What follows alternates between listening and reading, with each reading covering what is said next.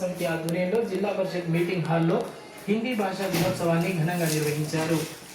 భారతీయులను ఏకతాటిపైకి తీసుకొచ్చి జాతీయోద్యమ నిర్మాణంలో హిందీ భాష పోషించిన పాత్ర ఎనలేనిదని ఎంపీ గూడెం నాగేష్ అన్నారు.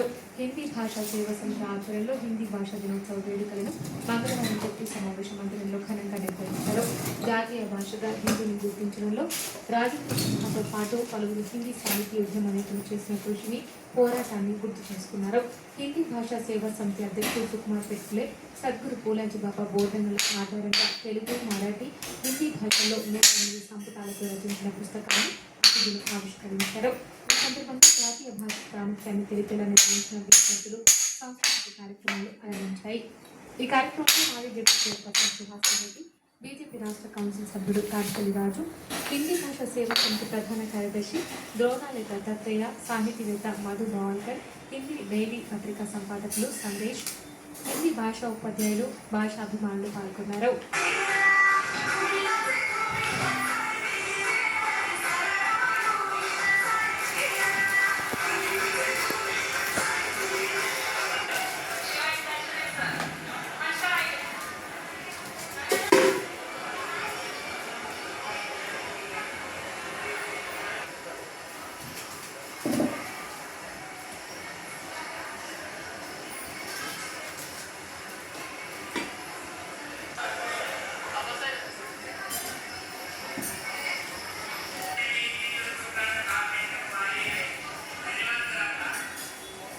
ఈ సందర్భంగా ఎంపీ గూడెం నాగేష్ మాట్లాడుతూ స్వాతంత్రోద్యమంలో దేశ ప్రజలను భాగస్వాములను చేయడంలో హిందీ భాష కీలకంగా వ్యవహరించిందన్నారు.